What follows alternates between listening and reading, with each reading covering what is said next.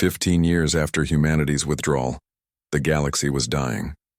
Council leader Vextar stood on the bridge of the Council flagship as it approached the edge of human space. Behind him, the remaining Council members watched the view screen with desperate hope. The Harbinger network had consumed 60% of the galaxy. Entire sectors had been torn apart as reality itself collapsed. The death toll had reached numbers too large to comprehend. Trillions of beings had died, and panic spread across every remaining world. The Council's flagship was one of the last great vessels still functioning. Most of the galaxy's technology had failed without human expertise to maintain it. Worlds that had been centers of civilization were now dark and empty. The proud species that had ruled for millennia were reduced to refugees fleeing from one dying world to another. Vextar's own people, the mighty Zephyrians, were nearly extinct. Their homeworld had been consumed by a Harbinger rift 2 years ago. The few survivors lived in overcrowded ships, begging other species for food and shelter. "We are approaching the barrier," announced the ship's captain, a young Melonian who had taken command after the previous captain died from the plague. Ahead of them, space shimmered with an energy field that had protected human territory for 15 years. No ship had ever crossed it. No signal had ever penetrated it. It was as if humanity had built a wall between themselves and the rest of the universe. "Begin broadcasting on all frequencies," Vextar ordered. His voice was weak now, aged by years of watching his civilization crumble. "Emergency protocols, maximum power." The communication officer nodded and began transmitting.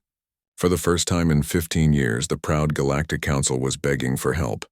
"This is Council Leader Vextar of the Galactic Council," he spoke into the transmitter. "We formally request immediate assistance from the human government. The galaxy faces complete destruction from the Harbinger network. We offer full membership in the Council, territorial expansion rights, and any other terms you may demand." He paused, swallowing his pride with words that tasted like poison. "We acknowledge that the Council made an error in our previous decision regarding humanity. We formally apologize for our treatment of your species and request immediate aid." The transmission was sent toward the barrier, carrying the desperate plea of a dying civilization. For long minutes there was only silence. Then the barrier began to change. A section of the energy field became transparent, revealing what lay beyond. The Council members gasped at what they saw. Massive space stations floated in perfect formation around the Sol system. They were larger than anything the galaxy had ever built, their surfaces gleaming with technology that seemed impossible. Ships moved between the stations, but these were not the human vessels the Council remembered. These ships were beautiful and terrible, their hulls seeming to bend light around them. They moved with perfect precision, and their very presence seemed to make space itself more stable and orderly. A face appeared on the main view screen. Admiral Scott Robinson looked much the same as he had 15 years ago, but his eyes held knowledge and experience that seemed far older. Behind him, through massive viewports, the Council could see fleets of ships that stretched beyond the horizon. "Council Leader Vexitar," Admiral Robinson said, his voice calm and emotionless. "We have been monitoring your transmissions for some time. We are aware of the current state of galactic civilization." Vextar leaned forward eagerly. "Admiral, we need your help. The Harbinger artifacts are destroying everything. Our scientists cannot stop them. We know that your people understood the technology better than anyone." Admiral Robinson nodded slowly. "That is correct. Dr. Rachel Phillips and her team predicted this exact scenario 15 years ago. We knew the artifacts would activate once the stabilizing influence of human presence was removed from the galaxy." The words hit the Council like physical blows. The humans had known this would happen. They had predicted the destruction that was now consuming everything. "We spent the first 5 years monitoring your decline," Admiral Robinson continued. "Every crisis, every failure, every catastrophe unfolded exactly as our experts predicted. The medical disasters when you lost our specialists, the economic collapse when our systems failed, the military defeats when you tried to use our tactics without understanding them." Captain Steve Wright appeared beside Admiral Robinson. Behind him, through another viewport, the Council could see ships that defied understanding. Some seemed to exist in multiple dimensions at once. Others appeared to be made of pure energy held in solid form. During the second 5 years, Captain Wright explained, we focused on our own advancement. We discovered new regions of space beyond your knowledge. We developed technologies that your scientists could not imagine in their wildest dreams.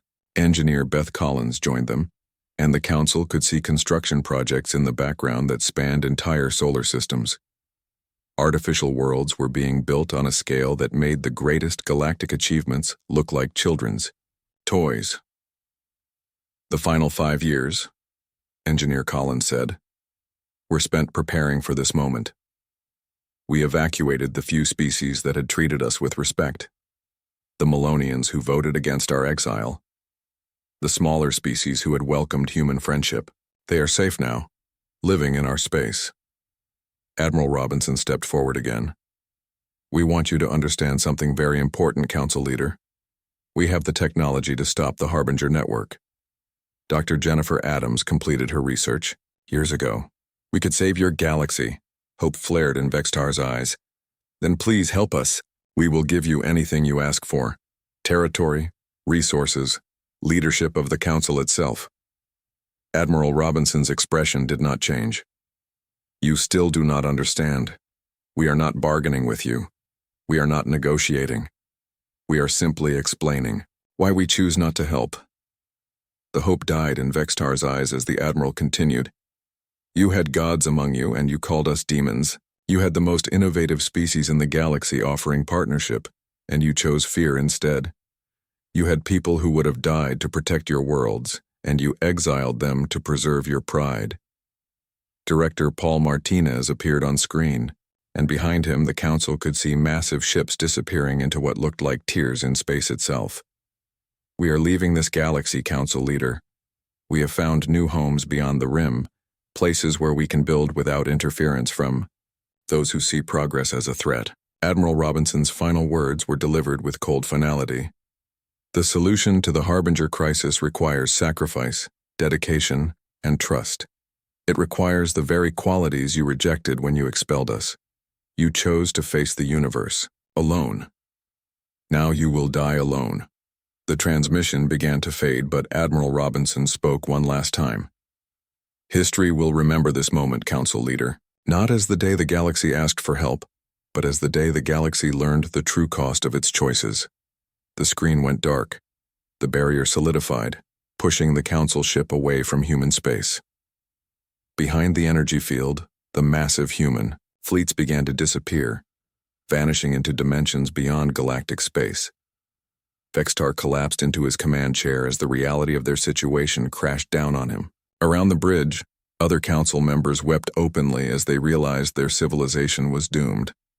The humans had not just refused to help.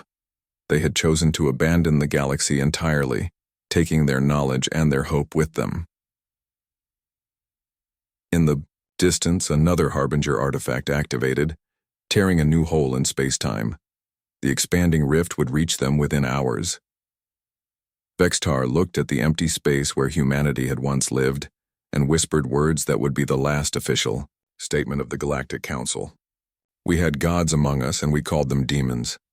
The galaxy died not with violence or war, but with the quiet departure of the only species that could have saved it.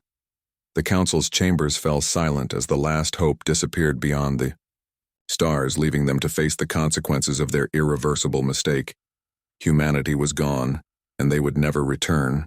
10 years had passed since humanity disappeared behind their barrier, and the Galactic Council chamber had never seen such chaos.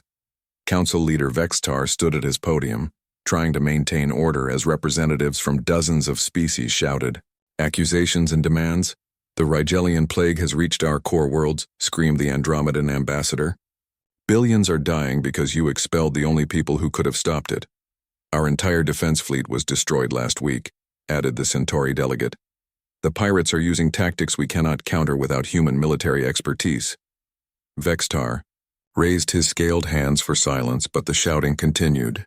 Half the member species were threatening to leave the Council, blaming them for every disaster that had struck the galaxy. The other half were demanding immediate action to contact humanity. But Vextar's pride would not allow him to admit the council had made a mistake. "Order," he bellowed, his voice enhanced by the chamber's amplification system. "The council has governed this galaxy for 3 millennia. We will not bow to panic and fear." In the back of the chamber, Cathara watched the proceedings with growing despair. The situation had become critical beyond anything she had imagined. The Harbinger artifacts were now active on 23 worlds, creating expanding zones of twisted space-time that were consuming entire star systems. Just yesterday, the Vega system had been completely destroyed when its Harbinger artifact reached full activation. 8 planets and 12 billion people had simply vanished as space itself folded in on itself. The shockwaves from the event had been felt across half the galaxy. "Council leader," Cathara stood and spoke loudly enough for everyone to hear. "We must contact humanity immediately. The Harbinger crisis is beyond our ability to handle. We need their expertise." Vextar turned his cold eyes toward her. "The Zephyrian Science Council has assured me that they will solve the Harbinger problem. We do not need human assistance." Cathara had seen the Zephyrian research reports. Their best scientists had been studying the one set of human research notes that had been left behind when Dr. Amy Foster's team evacuated. The notes belonged to Roy Campbell, a human engineer who had worked on Harbinger technology for 15 years. But without understanding human thinking patterns and methodology, the Zephyrian scientists were making no progress. They could read the data, but they could not understand the theories behind it. Human science was too different, too innovative for the rigid alien minds to grasp. Meanwhile, the galaxy continued to fall apart. The economic collapse was now complete. Gary Thompson's automated manufacturing systems, which had revolutionized production across dozens of worlds, were shutting down one by one. Without human maintenance and updates, the complex machinery was failing catastrophically. Entire industrial worlds had gone dark as their production facilities collapsed.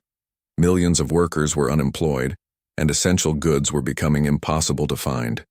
Food shortages were spreading as agricultural systems designed by human experts stopped working. The military situation was even worse. Admiral Kate Morgan's strategic doctrines had become the foundation of galactic defense. Her innovative tactics and training methods had created the most effective fighting force in galactic history. With her knowledge gone, alien fleets were suffering devastating losses against increasingly organized enemy forces. The pirates had formed confederations and were using captured alien technology to build fleets that rivaled those of major governments. Some pirate groups had even begun conquering entire star systems, setting themselves up as warlords. But the worst part was that hostile entities were emerging from the dimensional rifts created by the Harbinger artifacts. Strange ships with impossible technology were attacking anything they encountered. These beings seemed to come from other dimensions, other realities where the laws of physics worked differently. The alien military commanders had no idea how to fight enemies that could ignore gravity, travel through solid matter, and use weapons that turned entire fleets into energy. They needed human adaptability and innovation to develop new tactics, but the humans were gone. In desperation, the Council had been sending encrypted messages toward human space for the past 5 years. The messages offered various concessions, trade agreements, and territorial rights. They had even offered humanity limited membership in the Council as junior partners. Every message had been met with complete silence. Unknown to the Council, their messages were being received and carefully analyzed by Director Nancy Price and her intelligence team on the other side of the barrier. Every plea, every offer, every sign of growing desperation was documented and filed away. But Earth's leadership had made their decision. Humanity would not help those who had cast them out. "We could offer them full membership," suggested the Andromedan ambassador during a private council session. "Full voting rights, territorial expansion privileges, anything they want." Vextar slammed his fist on the podium. "The Council does not negotiate with exiles. We will not show weakness by begging for help from a species we rightfully expelled. Pride will not save us from the Harbinger artifacts," Cathara shot back. "Pride will not bring back the billions who have already died. Pride will not stop our civilization from collapsing." Other council members began taking sides. The younger species wanted to contact humanity immediately, offering them whatever they demanded. The older, more established species supported Vextar, refusing to admit they had made a mistake. While the Council argued, another Harbinger artifact activated on the industrial world of Kepler Prime. The planet's 12 billion inhabitants had exactly 6 hours to evacuate before space-time collapsed around their world. Most of them did not make it. The refugee crisis was now beyond anything the galaxy had ever experienced.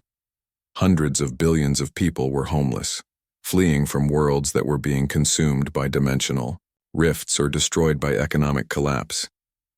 The refugee ships had nowhere to go, as most habitable worlds were already struggling with their own crises. Disease spread through the overcrowded refugee camps. Starvation was common as food production. Systems continued to fail. Violence was increasing as desperate people fought over the few remaining resources. And through it all, the mysterious barrier around human space remained impenetrable. No signal could get through. No ship could cross the boundary. Humanity sat in complete silence while the galaxy burned around them. Some alien scientists theorized that the humans had developed technology far beyond anything the galaxy had ever seen during their 10 years of isolation. Others wondered if humanity had simply died out, victims of their own rapid advancement. But deep down, most aliens knew the truth. Humanity was still there, watching, waiting, and choosing not to help. The Council had wanted to control the most innovative species in the galaxy. Instead, they had created an enemy that was beyond their ability to fight or understand. Vextar stood in his private chambers that night, looking at the reports of another failed attempt to contact human space. His pride had kept him from admitting the Council's mistake, but even he was beginning to understand the magnitude of what they had done. The galaxy was dying, and the only people who could save it were the ones they had driven away. But it was too late to change course now. The Council had made their choice, and they would have to live with the consequences, no matter how terrible they became. The massive doors of the Galactic Council chamber opened with a deep rumble that echoed through the vast space. Ambassador Jake Morrison walked through those doors for what he hoped would be the last time as a petitioner. Behind him, his small team of human diplomats followed in silence. They had been waiting 50 years for this moment. The chamber was enormous, larger than any building Jake had ever seen on Earth. 12 raised platforms surrounded the center floor, each one holding the representatives of the galaxy's ruling species. The Zephyrians sat highest, their blue-scaled bodies gleaming under the artificial lights. They had ruled the galaxy for over 3,000 years, and everyone knew it. Jake's footsteps echoed as he walked to the center of the chamber. His deputy, Lisa Carter, stayed close behind him. She carried a datapad filled with reports and evidence of human achievements over the past 5 decades. They had prepared for this day for months. The humans had given everything they could to prove their worth. They had shared their medical knowledge freely, saving millions of alien lives. They had helped solve trade disputes between species that had been fighting for centuries. Their engineers had designed better ships, their scientists had made breakthrough discoveries, and their diplomats had prevented at least 6 major wars. But none of that seemed to matter now. Council leader Vextar rose from his throne-like chair on the highest platform. His voice boomed through the chamber, enhanced by technology that made every word crystal clear. The Galactic Council has reached its decision regarding the human petition for full membership. Jake felt his heart beating faster. 50 years of work of proving themselves, of showing that humans deserved a place among the stars. All of it came down to this moment. The Council finds that humanity is not suitable for membership at this time, Vextar continued. His voice was cold, without any emotion. Furthermore, the Council has decided that human expansion beyond the Sol system poses a threat to galactic stability. The words hit Jake like a physical blow. He had expected possible rejection, but this was worse. They were not just being denied membership, they were being caged. Effective immediately, Vextar announced, all human colonies and operations outside the Sol system must be terminated. Humans are restricted to their home system and forbidden from expanding further into the galaxy.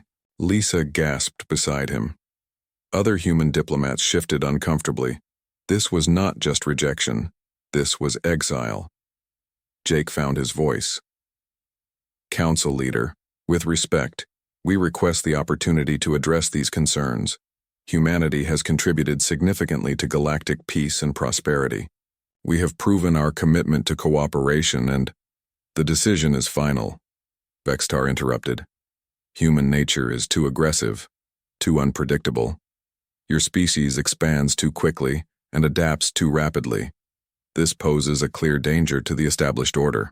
Another council member, a tall insectoid creature from the hive worlds, clicked its mandibles. Humans have been in space for less than 2 centuries, yet they have already spread to dozens of systems. At this rate, they will outnumber established species within a few generations. Jake stepped forward. Our expansion has been peaceful. We have followed all established protocols. We have never taken territory by force or displaced existing populations. That is not the point, said a third council member, a floating gas being from the nebula cluster. The point is that humans are unpredictable. Your species goes from primitive to spacefaring in mere centuries. Such rapid development cannot be controlled or predicted. Lisa stepped up beside Jake. If I may, honored council members, our rapid development is exactly why we could be valuable allies. We have solved problems that have plagued the galaxy for millennia. The Rigelian Plague, the Outer Rim pirate crisis, the Caldari-Melonian trade war, all resolved with human involvement. The Zephyrian leader waved a scaled hand dismissively. Temporary solutions to minor problems. The Council has maintained galactic peace for 3,000 years without human interference. We do not need your help. Jake felt anger rising in his chest, but he kept his voice calm. We are not asking for charity. We are offering partnership. Humanity has proven its worth repeatedly. We have earned our place here. You have earned nothing, Vexitar replied sharply. The galaxy existed for millions of years before humans crawled out of their caves. It will continue to exist long after your species has burned itself out with its own aggression. The chamber fell silent except for the hum of life support systems. Jake looked around at the faces of the council members. Some looked bored, others appeared annoyed at having to deal with this matter at all. None showed any sympathy or understanding. This is a mistake, Jake said quietly, but his voice carried in the silence. You are making a decision based on fear, not facts. Humanity has done nothing to deserve this treatment. The decision is made, Vextar declared. Human vessels have 30 days to withdraw from non-human space. Any human ships found outside the Sol system after that time will be considered hostile and dealt with accordingly. Jake felt the weight of failure settling on his shoulders. 50 years of careful diplomacy, of building relationships, of proving humanity's worth, all of it had meant nothing. The Council had made up their minds long ago. But as he looked up at the alien faces staring down at him, Jake felt something else besides disappointment. He felt a cold certainty that they were wrong about humanity. Not in the way they thought, but in ways they could not imagine. You will regret this decision, Jake said, his voice carrying clearly through the chamber. Not because humans are aggressive or dangerous, but because you are throwing away the greatest opportunity in galactic history. Humanity could have been your greatest ally. Instead, you have chosen to make us something else entirely. Vextar laughed, a sound like grinding metal. Threats now? This only proves that the Council's decision was correct. Not threats, Jake replied. Prophecy. You have just isolated the most innovative, adaptable, and determined species in the galaxy. You have given us 30 days to pack up and leave, and we will comply. But do not expect us to forgive, and do not expect us to forget. The human delegation turned and walked toward the chamber doors. Their footsteps echoed in the silence, a sound that seemed to hang in the air long after they had left. Behind them, the council members began discussing other matters as if nothing important had happened. They had no idea that they had just made the worst mistake in galactic history. They had no idea that in trying to cage humanity, they had instead set them free. Jake Morrison walked through those massive doors for the last time, carrying with Him the end of one chapter in human history and the beginning of another. The galaxy would never be the same, though it would take years for anyone to realize just how much had changed in those few minutes. The Council had spoken, and humanity had heard. Now it was time for the galaxy to learn what happened when you pushed humans too far. 5 years had passed since the last human ship disappeared behind the mysterious barrier around Sol system. The galaxy had celebrated their departure at first, believing that peace and order would return. Now, as Council member Cathara sat in her private chamber reading the daily reports, she wondered if they had made the worst mistake in galactic history. The first crisis had started in the medical centers across the galaxy. Dr. Karen Phillips had been the only specialist who could treat Corian blood fever, a rare disease that affected 6 different species. When she left with the human evacuation, the medical centers had assumed they could manage without her. They were wrong. The disease had now spread to 43 worlds, killing thousands every day. The alien doctors tried everything they knew, but nothing worked. Dr. Phillips had taken her knowledge with her, and now people were dying from a condition that had been easily treatable just years before. But the medical crisis was only the beginning. The Rigelian plague that Dr. Helen Ross had been close to curing had exploded across the galaxy. Without her research, which she had destroyed before leaving, the disease spread to 12 more star systems. Entire planets were being quarantined as the death toll climbed into the millions. Cathara set down one report and picked up another. This one was about the economic problems that were getting worse every day. Engineer Mike Davis had designed the terraforming systems that were creating new worlds for the expanding galactic population. When the humans left, they had taken all technical support with them. 3 major terraforming projects had failed catastrophically in the past month. The planet New Rigel had been completely destroyed when its atmosphere processing plant exploded. 200,000 colonists had died in minutes. The terraforming station at Beta Centauri had collapsed, crushing an entire city. The survivors were evacuating, but there was nowhere for them to go. Nobody knew how to fix the systems. The alien engineers studied the human designs, but they could not understand the advanced technology. The equipment was breaking down, and, without human expertise, it could not be repaired. Cathara moved to the next report, though she already knew what it would say. The security situation was becoming a nightmare. Captain Julia Adams had designed the anti-piracy strategies that kept the space lanes safe. Her tactical methods had reduced pirate attacks by 70% in just 2 years. When she left with the human withdrawal, the alien military commanders thought they could continue using her plans. They had been completely wrong. Without human leadership and innovation, the anti-piracy operations were failing badly. Pirate attacks had increased by 400%. Entire shipping routes had been abandoned because they were too dangerous to travel. Trade between star systems was collapsing as merchant ships refused to leave port. The worst incident had happened just last week.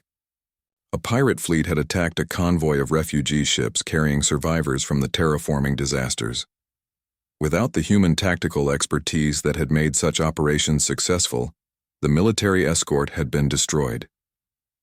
50,000 refugees had been killed or captured. But even that was not the worst news in Cathara's reports. The ancient Harbinger artifacts were waking up. For thousands of years, these mysterious devices had sat silent on worlds across the galaxy. Nobody knew who had built them or what they were for. Only the humans, led by Dr. Amy Foster's research team, had made any progress in understanding the artifacts. Now they were activating. The first activation had occurred on Kepler 186f3 months ago. The massive crystalline structure had begun glowing with an eerie blue light. Within hours, space around the planet had started to twist and bend in ways that defied all known physics. A research team had been sent to investigate. They had not returned. In fact, their ships had simply disappeared when they got too close to the planet. Long-range sensors showed that space-time itself was breaking down around the artifact. Since then, 7 more artifacts had activated across the galaxy. Each activation created a zone of twisted space that grew larger every day. Ships that entered these zones vanished without a trace. Planets were being pulled apart by gravitational forces that should not exist. The alien scientists had tried everything they knew to stop the activations, but nothing worked. Dr. Amy Foster's research notes had been classified by human authorities before the withdrawal. The only person who might have understood what was happening was gone, sealed behind the impenetrable barrier around human space. Cathara stood up and walked to her window, looking out at the stars. Each point of light represented a world that was struggling with problems that had not existed when humans were part of galactic society. The Kaldari were fighting a civil war because the human negotiator Chris Johnson was no longer available to mediate their disputes. The Melonian colonies were starving because human agricultural experts had designed their food production systems. The Outer Rim territories were being overrun by pirates because human military advisors were no longer there to coordinate defenses.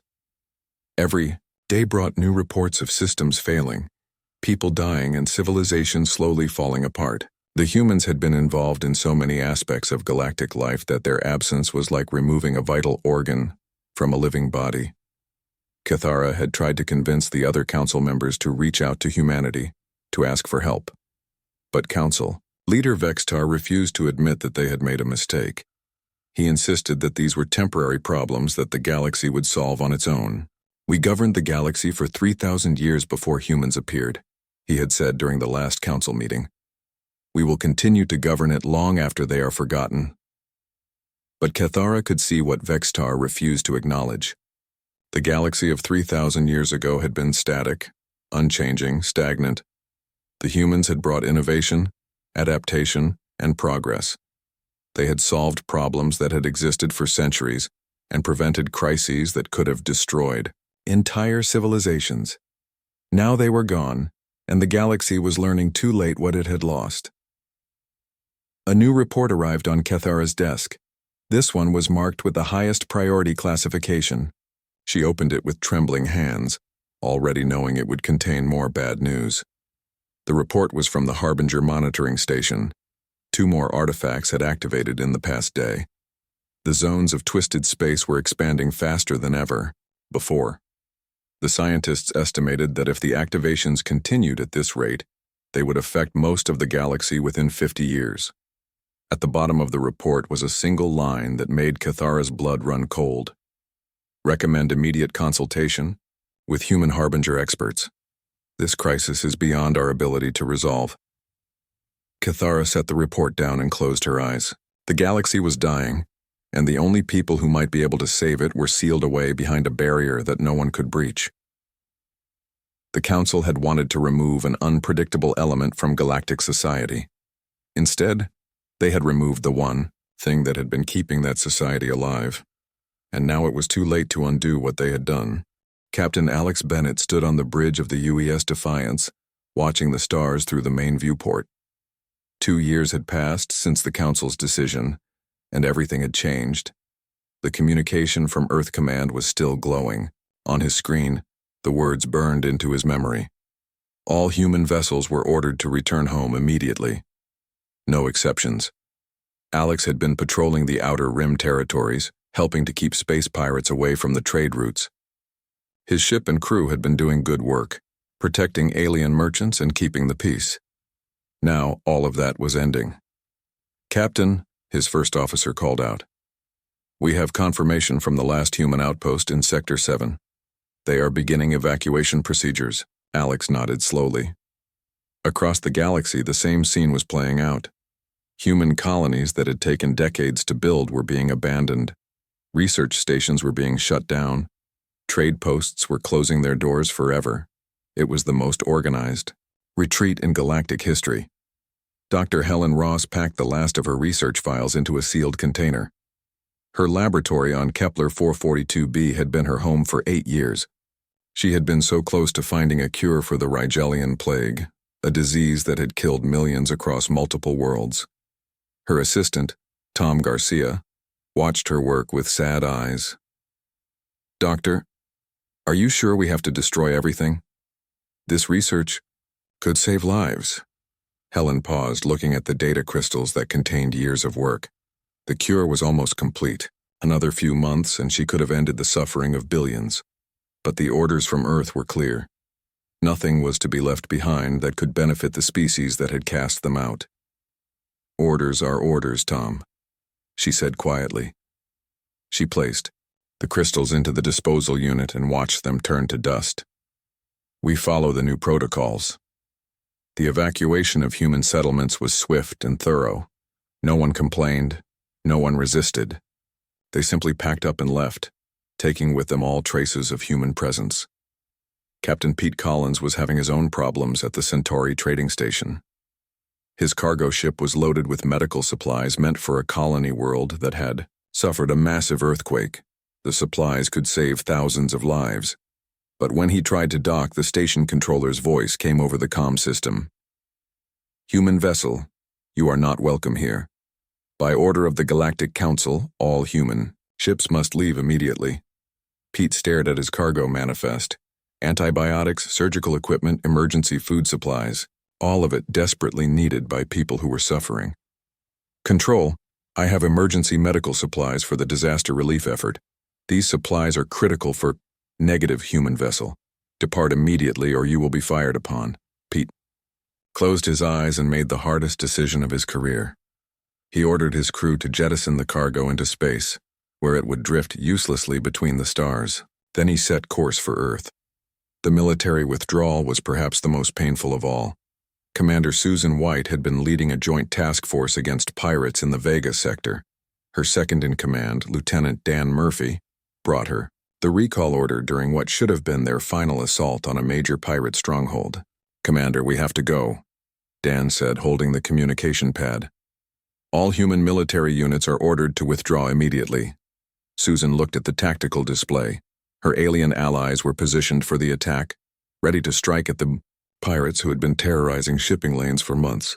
If the humans left now, the aliens would not have enough firepower to succeed. "Sir, if we leave now, the operation will fail," Dan continued. "The Melonians will be slaughtered." Susan studied the faces of her alien counterparts on the communication screen. She had fought beside these beings for 2 years. They trusted her, depended on her tactical expertise. Now she had to abandon them in their hour of greatest need. "Signal the fleet," she said finally. "All human vessels are to withdraw immediately. Send our tactical data to Commander Cathara and wish her luck." The alien commander's face showed confusion and hurt. "Susan, what is happening? Why are you leaving now?" "Orders from home," Susan replied, unable to meet her friend's eyes. "I am sorry, we have no choice." As human ships began jumping to hyperspace, leaving their alien allies to face the pirates alone, Susan felt something die inside her. This was not the honorable military service she had dedicated her life to. Across the galaxy, similar scenes played out. Human doctors left hospitals where they were the only specialists capable of treating certain conditions. Human engineers abandoned projects that were years from completion. Human teachers left schools where alien children had just begun to learn about Earth's history and culture. The withdrawal was not random or chaotic. It was planned, organized, and complete. Every human citizen, every human ship, every trace of human presence was methodically removed from galactic space. Dr. Amy Foster was among the last to leave. Her research team had been studying the ancient Harbinger artifacts, mysterious devices left behind by a vanished civilization. The artifacts had been dormant for thousands of years, but her team had been making progress in understanding their purpose. "Doctor, the transport is waiting," her colleague called out. Amy looked one last time at the massive artifact they had been studying. Something about it had always troubled her, as if it were waiting for something. Her research notes contained theories about what might happen if the artifacts ever activated, but she would take those theories with her. She sealed her laboratory and walked away, never knowing that her departure would prove catastrophic for the galaxy. As the last human ship crossed into Sol system space, something unprecedented happened. A barrier of energy suddenly surrounded human territory, blocking all communication and travel. No signals could get in or out. No ships could cross the boundary. Humanity had not just withdrawn from galactic space. They had completely cut themselves off from the rest of the universe. The galaxy watched in confusion as the most innovative species they had ever encountered simply vanished. Space lanes that had been busy with human traffic fell silent. Trading, posts that had thrived on human commerce became ghost towns. At first, many alien species felt relief. The humans were gone, and the galaxy could return to the way things had been. The established order was restored. But in the research stations, hospitals, and military outposts where humans had worked, empty spaces began to appear. Equipment that only humans knew how to maintain started breaking down. Procedures that only human experts could perform were abandoned. The galaxy had gotten what it wanted. The unpredictable, rapidly advancing humans were gone. Soon they would learn the true cost of that victory.